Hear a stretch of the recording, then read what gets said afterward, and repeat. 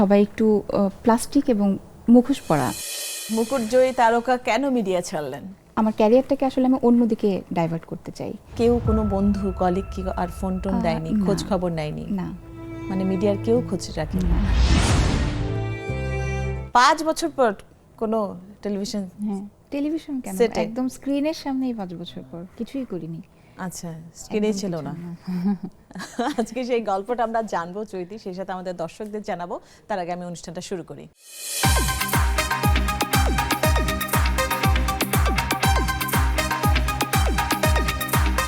সবাইকে ওয়েলকাম করছি নেক্সাস টেলিভিশনের বিশেষ আয়োজন কাট অ্যান্ড কাট শোতে। আপনাদের সঙ্গে আছে আমি শারমিন দীপ্তি, এবং আমার সঙ্গে যিনি আছেন, একসময় তিনি মিডিয়ায় দাপিয়ে বেরিয়েছেন, অসংখ্য কাজ করেছেন, প্রায় 250টিরও বেশি নাটকে তিনি কাজ করেছেন, চলচ্চিত্রে কাজ করেছেন। তিনি আর কেউ নন, তিনি 2008 সালে লাক্স চ্যানেলের সুপারস্টার তারকা ইরশাদ জাহান চৈতি। চৈতি, তোমাকে শুভেচ্ছা। আমি একটু আগে বলছিলাম যে কত বছর পরে তুমি এই টেলিভিশন সেটে আসলে? 5 বছর পর। 5 বছর পর। আর এই গল্পটা আমরা জানবো, সেই সাথে দর্শকদেরও জানাবো। তার আগে আমরা প্রশ্ন নিব, কাট থেকে নিব না আনকাট থেকে নিব? আনকাট। আনকাট, আচ্ছা, সাহসী মেয়ে চৈতি, আনকাট থেকে নেই।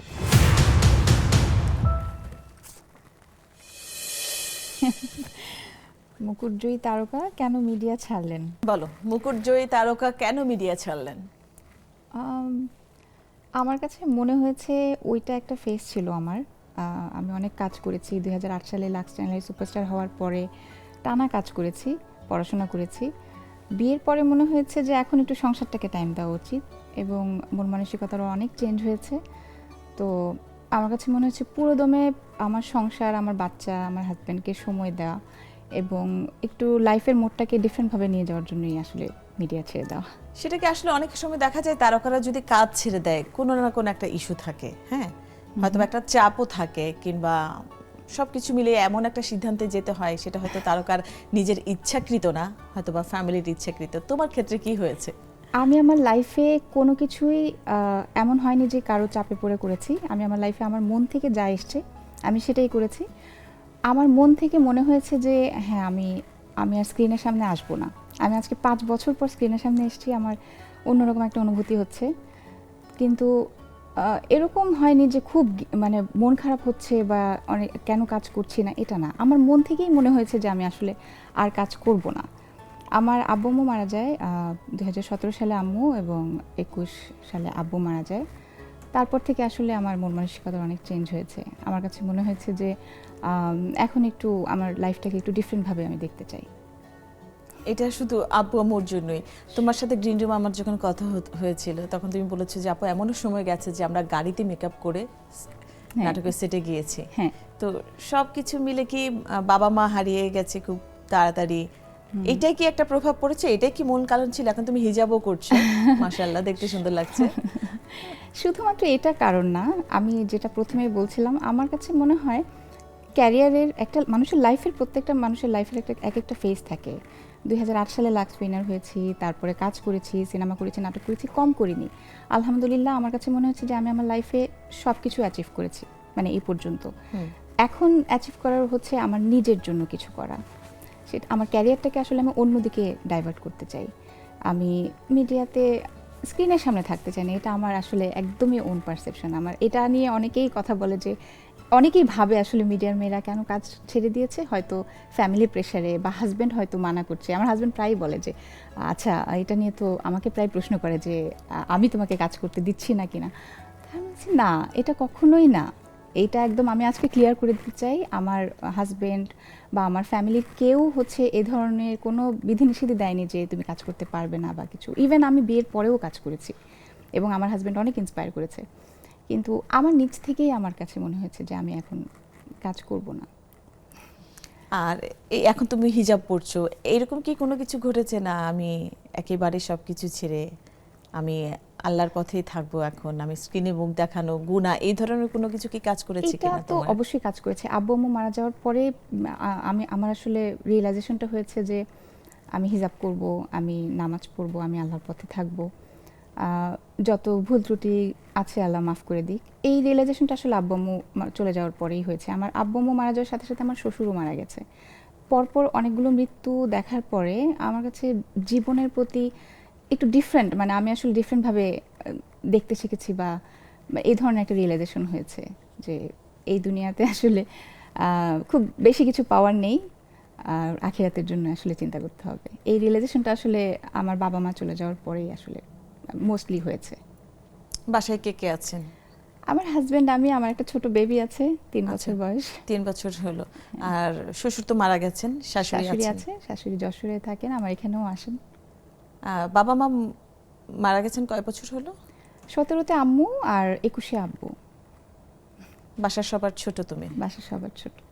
বড় আরেকটা ভাই আছেন এবং একটা বোন আছে, আছেন। হ্যাঁ। তারা কোথায় থাকেন? আমার বোন গাজীপুরে আর আমার ভাই আমেরিকাতে। হ্যাঁ, তোমার হোম ডিস্ট্রিক্ট তো গাজীপুরে। হ্যাঁ, গাজীপুরের গাজীপুরে। মেয়ে যখন ও লাক্স তারকা হলো তখন সবার আগে আমরা দেখলাম যে বিভিন্ন নিউজে গাজীপুরের মেয়ে লাক্স তারকা হয়েছে। হ্যাঁ। একটা শোরগোল পড়ে গেল এবং ওটার পর থেকে কিন্তু তুমি চলচ্চিত্রে অভিনয় করেছো। কয়টা চলচ্চিত্র অভিনয় করেছো? টোটাল 4টা। হ্যাঁ, 2টা রিলিজ হয়েছে মেবি, আর 2টা হয়নি। আর নাটকে তো আমি বললাম যে 200-250 মতো হ্যাঁ। নাটকে কাজ করেছো। রাফলি আমার আসলে এখন কি মিস করো না আসলে সেই দিনগুলো? আমি যখন কাজ ছেড়েছি তখন আমার কাছে মনে হয়েছে আমি হয়তো খুব মিস করব লাইট ক্যামেরা অ্যাকশন, কিন্তু যখনই নর্মালি আমি বাইরে গিয়েছি, পাশে হয়তো শুটিং হচ্ছে, আমার ওই ফিলটা হয়নি। আমি হ্যাঁ জানতে চেয়েছি কে এসছে শুটিং করতে, কোন ইউনিট আসলো, কিন্তু ওই ফিলটা আমি জানি না, এটা আসলে আমার জন্য ভালো। আমার ওরকম হয়নি যে হ্যাঁ খুব কষ্ট লাগছে বা এটা, হালকা পাতলা মিস তো হয়, কিন্তু মনে হয় যে না, ইটস ওকে। অনেক অনেক তো কাজ করলাম। আর প্রত্যেকটা নায়িকার আসলে একটা টাইম পিরিয়ড থাকে আমার মতে। আমার কাছে মনে হচ্ছে যে মিডিয়া যখন আমাকে দর্শক চাইবে না তার আগেই আসলে আমি লিভ করব। এটা আমার একটা প্রথম থেকেই আমার ইচ্ছে ছিল যে এমন না যে আমি জোর করে আমি দর্শকের সামনে থাকতে চাই। দর্শক চাইবে যে চৈতি কেন নেই, এই ধরনের প্রশ্নটা এখন অনেক হয়, আর অনেক আগে থেকে হয়, কেন কাজ করছো না, কেন কাজ করছো না, আমার পরিচিত জন বা মিডিয়া লোক যারাই আছে, সাংবাদিক ভাইয়েরা, কেন কাজ করছো না। তো আমার এটা মনে মনে আমার কাছে মনে হয় যে যতদিন দর্শক চাইবে তার আগেই আমি আসলে সরে আসবো। এটা শুরু থেকেই আমার প্ল্যান ছিল। মানে এটা কি সুচিত্রা সেনের কাছ থেকে ইন্সপায়ার হয়ে যে উনি তো শেষের দিনগুলোতে উনি কিন্তু কোথাও ওনার চেহারাও দেখায়নি? ওটা হয়তো আমি পারবো না, কিন্তু আমার কাছে মনে হচ্ছে দর্শক চাহিদা, দর্শকের ভালোবাসা আছে, মানে এমন না হয়ে যায় যে আর কত কাজ করছো, আর দেখতে চাই না তোমাকে, এই ধরনের সিচুয়েশন হওয়ার আগেই আমি আসলে লিভ করতে চাই। আর আরেকটা জিনিস আমি অ্যাড করতে চাই, এখন আমার কাছে মনে হয় যে কাজ ছেড়ে দিয়ে ভালো করেছি। এখন যে সিচুয়েশন চলছে, আমি যে সময় কাজ করতাম তখন আমাদের মিডিয়া আর্টিস্টদেরকে, নায়িকাদের বলেন বা হচ্ছে সবাইকে খুব রেসপেক্ট করা হতো, খুব ভালোবাসা হতো, দর্শকরা খুব রেসপেক্ট করতো, কিন্তু এখন খুব নেগেটিভিটি চারিদিকে। আমার কাছে মনে হয় আমি অনেক সেন্সিটিভ, আমি এগুলো নিতে পারবো না। কিছু একটা হলেই, ইস্যু হলেই ভাইরাল হয়ে যাচ্ছে, মানে এবং কোনো রেসপেক্ট নাই। সোশ্যাল মিডিয়াতে খুব বাজে রকমভাবে বুলি করা হচ্ছে, যেটা আমি কখনোই ফেস করিনি। মানে আমার কাছে মনে হচ্ছে আমি কখনই না, এখন তো হাতে হাতে সাংবাদিক, সবাই মোবাইল সাংবাদিক, এই জিনিসগুলো আমি যখন দেখি আমি আপসেট হয়ে যাই, এবং তখন মনে হয় যে আমি রাইট টাইমে রাইট ডিসিশন নিয়েছি।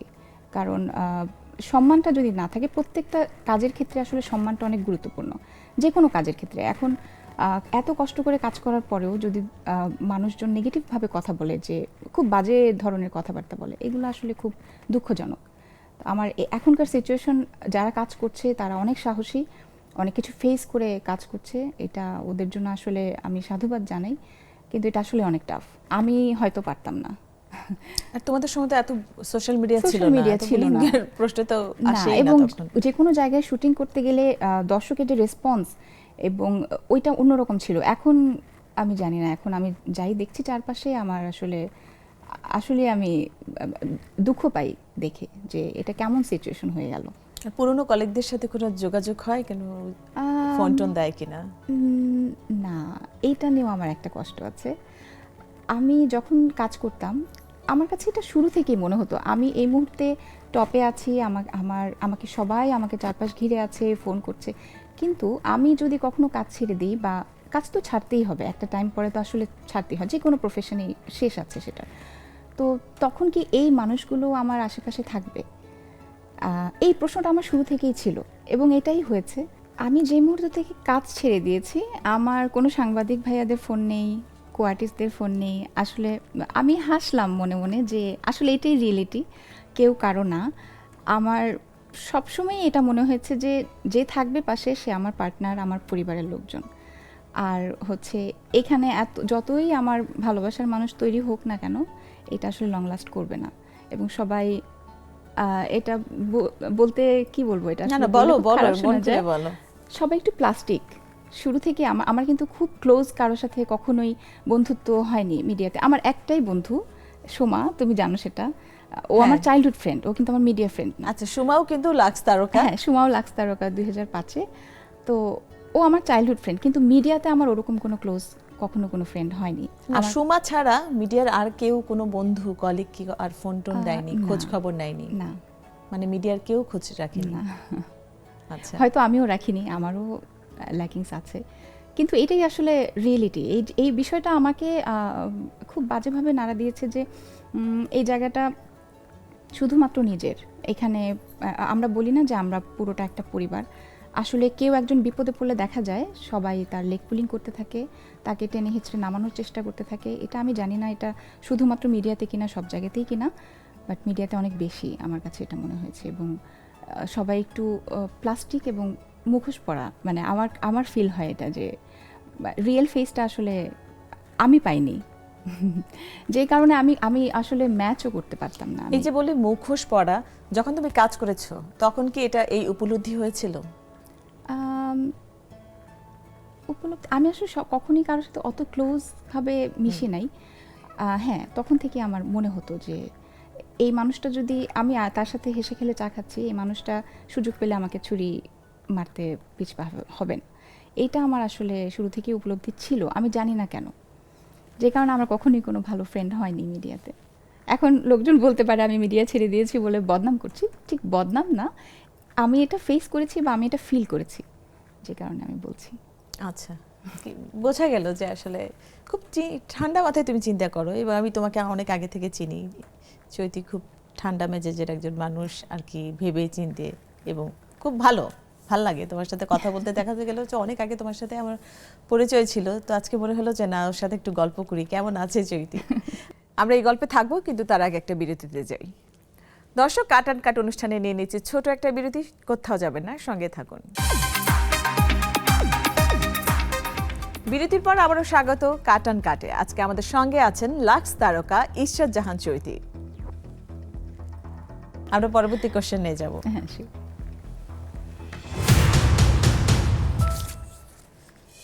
প্রেম, বিয়ে, বিচ্ছেদ, জীবনের এই তিনটি অধ্যায় নিয়ে কি বলার আছে আপনার? প্রেম, বিয়ে, বিচ্ছেদ তিনটি খুব স্বাভাবিক একটা বিষয় জীবনে। প্রেম নিয়ে যদি আগে বলি, হ্যাঁ, প্রেমে পড়ার গল্প তোমার লাইফে কেমন হয়েছিল? প্রথম প্রেমে পড়ার গল্পটা কেমন ছিল? প্রেম সবসময় সুন্দর।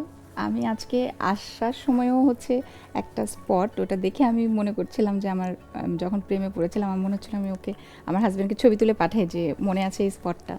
তো মনে হলো ওই ফিলিংটা এখন মানে এটা ডিফারেন্ট আসলে। এটা মানে ভাষায় প্রকাশ করার মতো না। প্রেম সবচেয়ে সুন্দর একটা জিনিস। প্রেম আমি শুধু বলবো না যে হাজব্যান্ড ওয়াইফের বা বয়ফ্রেন্ড গার্লফ্রেন্ড বা প্রেমিক প্রেমিকা এরকম কিছু না। আমার মেয়েকে আমি অনেক বেশি ভালোবাসি, আমি আমার পরিবারের প্রত্যেকটা মানুষকে অনেক বেশি ভালোবাসি। তো প্রেম এক একজনের কাছে এক এক রকম। আমার কাছে প্রেম সবসময় পবিত্র, সুন্দর। যখন তুমি 2008 সালে লাক্স চ্যানেলে সুপারস্টার হলে, তুমি তো তখন সুপারস্টার, হ্যাঁ, কয়টা প্রেমের অফার পেয়েছিলে যখন কাজ করা শুরু করলে, মানুষ জানা শুরু করলো, নিউজ হতে থাকলো? তখন প্রেমের অফার পাইনি, কারণ তখন অনেক ফ্রেন্ডসরা, অনেক কাছের মানুষরা আমার থেকে দূরে সরে গিয়েছিল। কেন? মনে হয়েছিল আমি জানি না, আমি স্টার হয়ে গেছি, আমি হয়তো চেঞ্জ হয়ে যাব, সেটা ভেবে আমার অনেক পরিবারের অনেক কাছের মানুষরা অনেক দূরে সরে গিয়েছিল।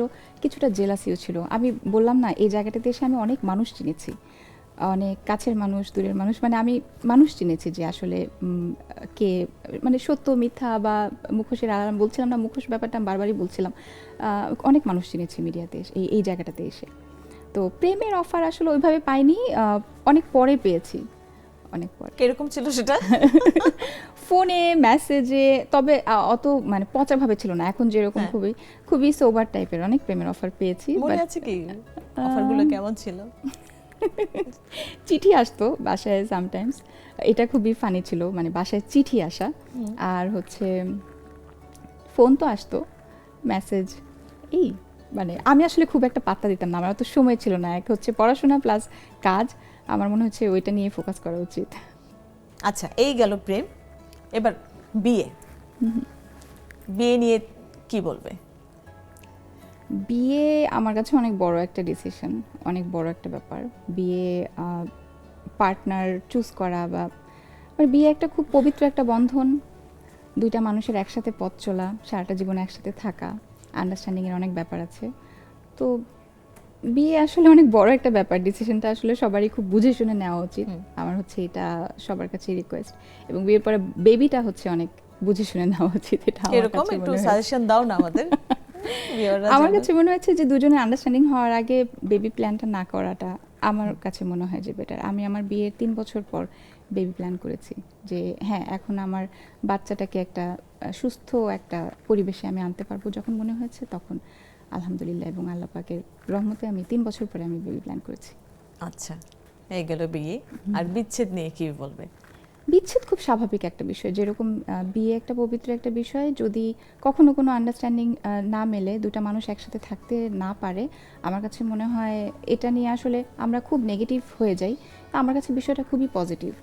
দুটো মানুষ খুব বাজেভাবে একসাথে পথ চলার চাইতে আলাদা হয়ে যাওয়াটা অনেক ভালো, এটা গুড ডিসিশন। আর অনেকেই বলে যে আমাদের সোশ্যাল মিডিয়ায় দেখা গেল যে টক শোগুলোতে তারা কমেন্টস করে তারকাদের বিচ্ছেদ বেশি হয়। শুধু তারকাদের বিচ্ছেদ হয় এরকম কিছু না, না, অন্যদের হয়, কিন্তু অন্যদেরও তারকারা হয়। কিন্তু লাইমলাইটে, হ্যাঁ, লাইমলাইটে ওরা একটা আসলেই কিন্তু নিউজ হয়, তো হ্যাঁ। ওরাই মানুষ তো একদাগে বলেই ফেলে যে হ্যাঁ। তারকাদেরই বিচ্ছেদ বেশি, ওদের থেকে অন্যরা হয়তো প্রভাবিত হয়।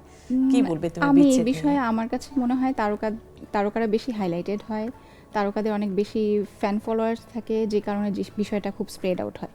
কিন্তু আমার পাশের বাসার একটা মেয়েরও সেম ঘটনা হতে পারে, কিন্তু সে তারকা না, সেই জন্য হয়তো পাড়া প্রতিবেশী ছাড়া কেউ জানছে না। কিন্তু সিচুয়েশনটা হচ্ছে এটা, যে যুগে যেরকম আসলে একটা সময় ছিল, আমাদের অনেক তারকারা আছে যে দুজনেই হচ্ছে স্টার, তাই না? যেমন মৌ আপু, জাহিদ হাসান, ওনারা তো হ্যাপি কাপল এবং সাকসেসফুল কাপল। তো ওনারা কিভাবে সাকসেসফুল হলো? বাইরে থেকে কি বোঝা যায় আসলে হ্যাপি কাপল? আমরা দেখলাম আমরা যে যতটুকু দেখতে পাই সেটাই তো জাহির আমরা আলভি আসলে- বলো, ইকরা বলো, ওদের সোশ্যাল মিডিয়ায় খুব হ্যাপি কাপল। আসলে আসলে জানি না আসলে সুখে থাকার সংজ্ঞাটাও সোশ্যাল কি। মিডিয়াটাও আসলে পুরোটাই আমার কাছে মনে হয় একটা কি বলবো, একটা টেলিভিশন চ্যানেলের মতন। নাটক যেরকম বানিয়ে বানিয়ে দেখানো হয়, মানুষ যেরকম এখন ব্লগস বানাচ্ছে, সেটাও আমার কাছে মনে হয় পুরোটাই নাটক। এখানে সত্যতা বলতে কিছুই নাই, কারণ ক্যামেরার পেছনে কি হচ্ছে আমরা কেউই জানি না। তো ওইটার বেসিসে আসলে আমরা জাজ না করি। তোমার লাইফে বিচ্ছেদটা কেমন ছিল? তোমার যখন প্রথম বিচ্ছেদ তুমি সিদ্ধান্ত নাও, আমি যখন কি যেটা- বলবে আসলে বিচ্ছেদ নিয়ে? কেন আসলে আমরা সমাধান আসলে না, অনেক না। ক্ষেত্রে দেখা যায় আসলে বিচ্ছেদটাই সমাধান। আমার কাছে মনে হয়েছে যে এটাই আমার জন্য রাইট, এবং আমার সাথের জন্য রাইট। আমি খুব ঠান্ডা মানুষ, আমি খুব ঠান্ডা মাথায় ডিসিশন নিই। আমি যখন ডিসিশন নিয়েছি আমি ওকে ফাইন, ডিটারমাইন্ড। এখানে আর ডিসিশনটা কি তোমার কাছ থেকে আগে ছিল? হ্যাঁ, সিচুয়েশনটা এরকম ছিল, আমার কাছে মনে হয়েছে যে এটা আসলে আর ওয়ার্কআউট করবে না, তো ঠিক আছে, বেটার আমরা হচ্ছে মুভ অন করি। কয় বছর হলো ওই সংসারে, প্রথম সংসারে? 3 বছর সংসারটা ছিল, তারপরে আসলে আমার কাছে মনে হয়েছে যে এটা আর কন্টিনিউ করা সম্ভব হচ্ছে না। আমরা এই গল্পে থাকবো, কিন্তু আরেকটা বিরতি নিতে হবে। দর্শক, নিয়ে নিচ্ছি ছোট আরো একটা বিরতি, কোথাও যাবেন না, সঙ্গেই থাকুন। বিরতির পর আবারও স্বাগত কাট অ্যান্ড কাট অনুষ্ঠানে। আপনাদের সঙ্গে আছেন ইশরাত জাহান চৈতি। চৈতি, যে আলাপটা আমরা করছিলাম, প্রথম বিচ্ছেদ হলো তোমার 2019 সালে। এরপর কিভাবে গাঁটছড়া বাঁধলে? এরপরে আসলে আমি তখন প্রচণ্ড ব্যস্ততার মধ্যে ছিলাম, আমার অনেকগুলো কাজ ছিল। তো ওই সময় নির্বাচন কমিশনের একটা প্রজেক্টে, ওখানে আমি ব্র্যান্ড অ্যাম্বাসেডর হিসেবে কাজ করছিলাম। ওখানে কমিউনিকেশনে হেড ছিল আমার এখন যে হাজব্যান্ড, আচ্ছা, ওর সাথে আমার পরিচয়। তো ওখান থেকেই আসলে প্রেম, খুব অল্প সময়ের পরিচয় এবং অল্প সময়ের প্রেম ছিল আমাদের। প্রেমটাকে এভাবে আমি টপিকে চলে এসেছি, কেমন ছিল আর কি, কার কাছ থেকে অফারটা আগে এসেছে? ওর কাছ থেকে এসছে অবশ্যই, হ্যাঁ। আমি তো কখনোই বলবো না, এটা তো সম্ভব না।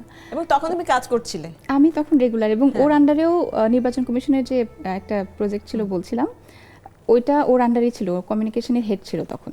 ওকে। তো ওই সূত্রে আমার কাছে মনে হচ্ছে যে আমি তো মিডিয়া রিলেটেড কারোর সাথে আসলে রিলেশনে জড়াবো এটা আমি কখনোই ভাবিনি, কিন্তু ওই সময় আসলে ও মিডিয়া রিলেটেডই ছিল। যদিও ও এয়ারফোর্স পাইলট, কিন্তু ও নির্বাচন কমিশনে ছিল, কমিউনিকেশন হেড হিসেবে ছিল। তো যাই হোক, ওখানে কাজ করতে করতে আসলে ওই সময় আমার একটা ট্রানজিশন পিরিয়ড চলছিল। ওই সময়টায় খুবই বাজে একটা সময় ছিল। ওই সময়টায় ও আমাকে অনেক সাপোর্ট করেছে। তখন আস্তে আস্তে আসলে প্রেমটাও হয়ে গেল। আমরা খুব বেশি সময়ও নেইনি, বিয়ে করলে চটজলদি কত বিয়ে সালে? করে ফেলেছি। 20-এই বিয়ে করেছি আমি। আচ্ছা, হ্যাঁ। 20-এ বিয়ে এখন ভাই করেছি। কি করছেন? ও এখন নিউক্লিয়ার পাওয়ার প্ল্যান্টে আছে, ডিসিএস হিসেবে, পিপিএস এর হেড হিসেবে আছে। ইরশাদ চৈতি এখন কেমন আছে? আলহামদুলিল্লাহ, আমি অনেক ভালো আছি।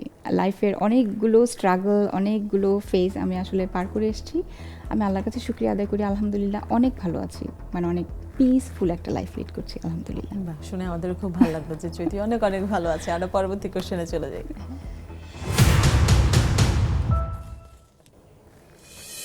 জীবনের কঠিন সময় মোকাবেলা করেছেন কিভাবে? খুব ঠান্ডা মাথায়। এটা আমি আমার আম্মুর কাছ থেকে পেয়েছি।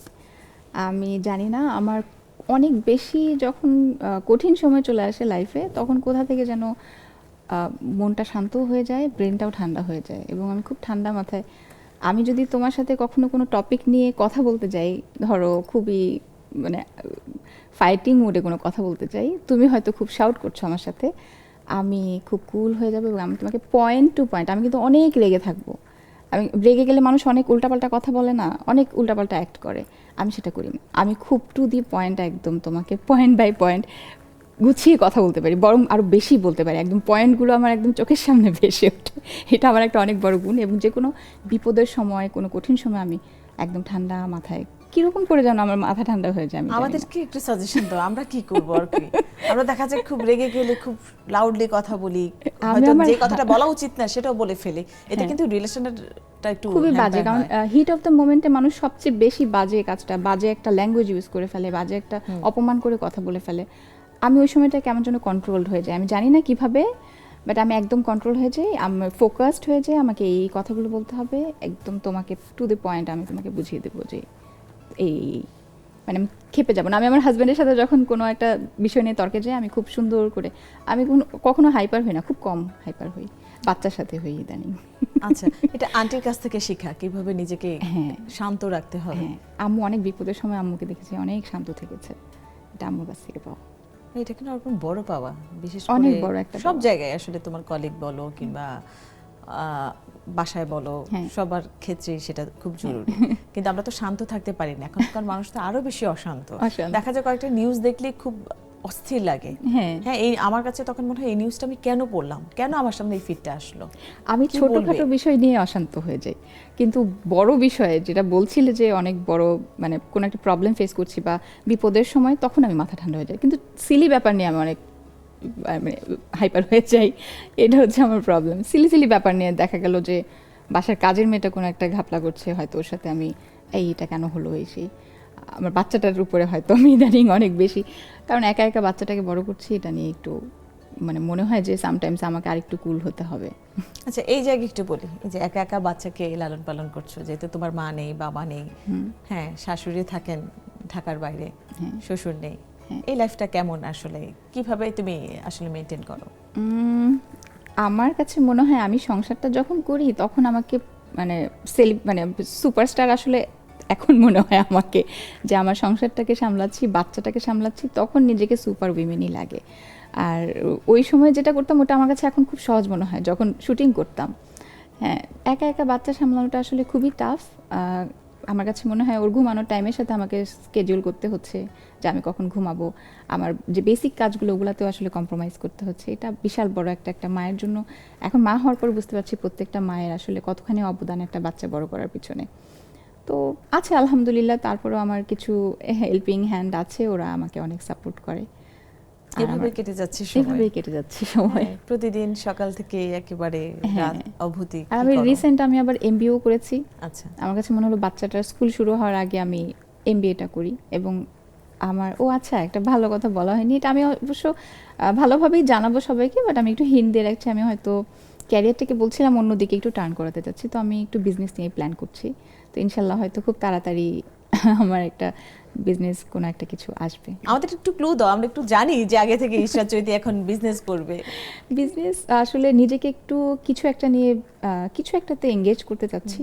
বাচ্চাটাও বড় হচ্ছে, প্লাস নিজের একটা অ্যাক্টিভিটিসের জায়গা তৈরি করা। সেটা কি ই কমার্সে হবে? ই কমার্সেই, কারণ এখন আসলে বাইরে খুব একটা যে কোনো কাজ করাটা আসলে আমার জন্য টাফ, যে কারণে বাসায় বসে যতখানি করা যায় আমি প্ল্যান করছি ইনশাআল্লাহ। বুটিক্স কিছু নাকি অন্য কোনো না, প্রোডাক্ট? বুটিক্স কিছু ভাবছিলাম, কিন্তু বুটিক্স আপাতত করব না। আমি তো ফ্যাশন ডিজাইনিং এ পড়াশোনা করেছি, আচ্ছা, তো সেই জায়গা থেকে বুটিক্স নিয়ে সবাই ভাবে, কিন্তু আমি বিউটি রিলেটেড, কিন্তু ওকে।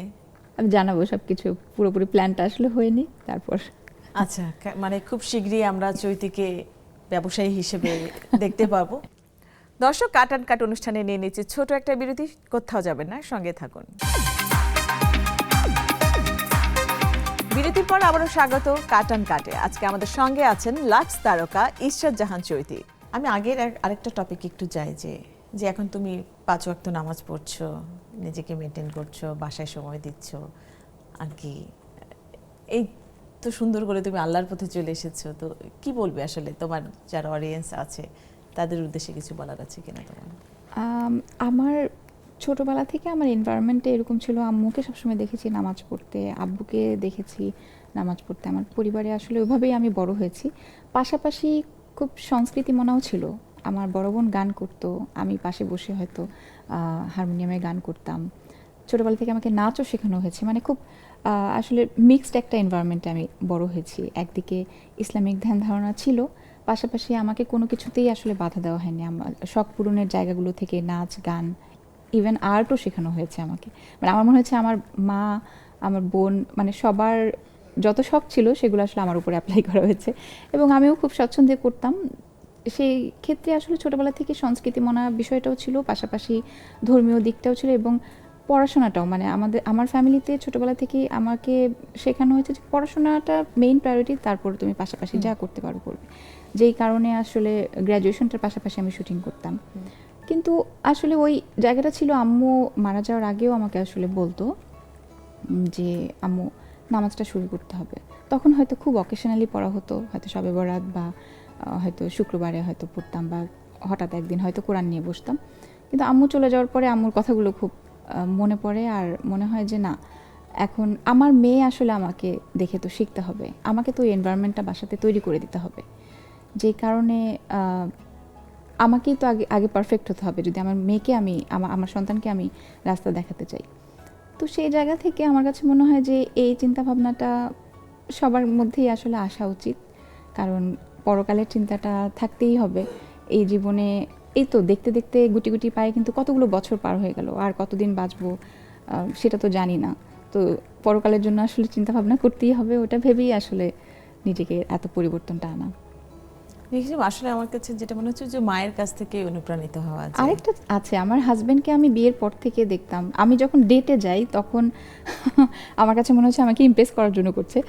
আমি যখন ডেটে যাই প্রথম, আমি দেখছি যে কিছুক্ষণ পর পর সে নামাজের টাইম হচ্ছে, মসজিদে গিয়ে নামাজ পড়ছে আমাকে রেখে। তো আমি ভেবেছি আমাকে ইমপ্রেস করার জন্য করছে, বাট দেখলাম যে না, এটা ওর প্র্যাকটিস, অনেক ছোটোবেলা থেকে নামাজ পড়েছে, এবং এই বয়সে অলরেডি আলহামদুলিল্লাহ হজও করে এসেছে ওর বাবা মা সহ। তো ওই জায়গা থেকে ওইটাও একটা অনেক বড় ইন্সপিরেশন ছিল, কারণ আমার বাসার বিয়ের পরেই এনভায়রনমেন্টটা এরকম ছিল, আমার হাজব্যান্ড 5 ওয়াক্ত নামাজ পড়ছে, সুযোগ থাকলে হচ্ছে মসজিদে গিয়ে নামাজ পড়ছে, এবং কোরআন তেলাওয়াত করছে শুক্রবারে। তো ওর কাছ থেকেও অনেক বড় একটা ইন্সপিরেশন ছিল, এবং আমার ফ্যামিলির ইন্সপিরেশন তো ছিলই। এবং পরে বুঝলে না, আসলে এটা ইমপ্রেস করার জন্য না ভাই, আসলে এটা তার প্র্যাকটিস। এটা ওর প্র্যাকটিস। তো হজে যাওয়ার কোনো প্ল্যান আছে কিনা? হ্যাঁ, হজে যাওয়ার একটা প্ল্যান করেছিলাম, সামহাও আসলে ওটা হয়নি, উমরা করতে যাওয়ার, সেটা কোভিডের আগে দিয়ে। তারপর কোভিড চলে আসলো, কোনো একটা কারণে আসলে আমার যাওয়া হয়নি। তবে প্ল্যান আছে ইনশাল্লাহ, এখন তো বাচ্চাটা ছোট, প্ল্যান আছে ইনশাল্লাহ, আল্লাহ যেদিন কবুল করবে দুজন একসাথে ইনশাল্লাহ। আমাদের প্রত্যাশা থাকবে ইনশাল্লাহ তোমরা যাবে। ভবিষ্যতের বাংলাদেশকে কেমন দেখতে চাও? কোন কোন জায়গাটা তোমার জায়গা থেকে মনে হয় যে না, এটা ঠিক করা উচিত, ওটা ঠিক করা উচিত? কেমন চাও বাংলাদেশ? বাংলাদেশকে কীরকম চাই সেটার জন্য আসলে আমাদের সবার মনটাকে চেঞ্জ করতে হবে। আমার কাছে মনে হয় আমাদের মনটা কেমন যেন খুব কলুষিত হয়ে গেছে, খুব হিংসাপরায়ণ হয়ে গেছে।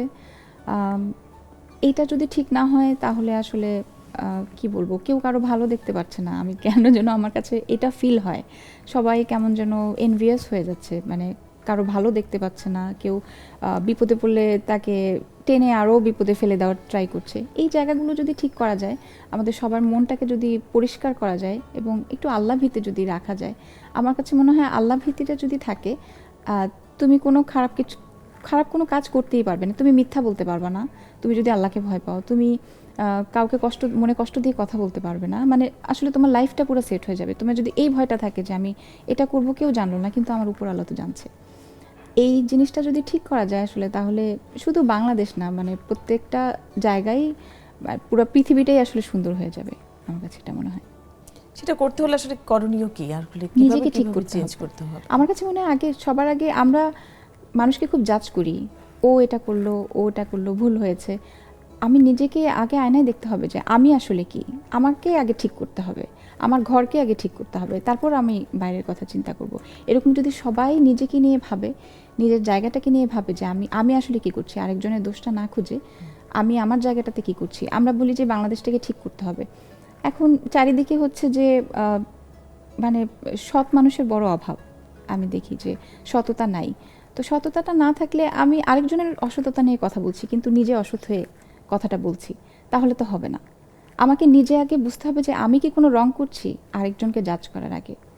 ওই জায়গাটাতে যার যার জায়গা থেকে যদি নিজেকে ঠিক করা যায়, তাহলে আসলে পুরো সমাজ, পুরো দেশটাই আসলে ঠিক হয়ে যাবে। বাহ, চমৎকার।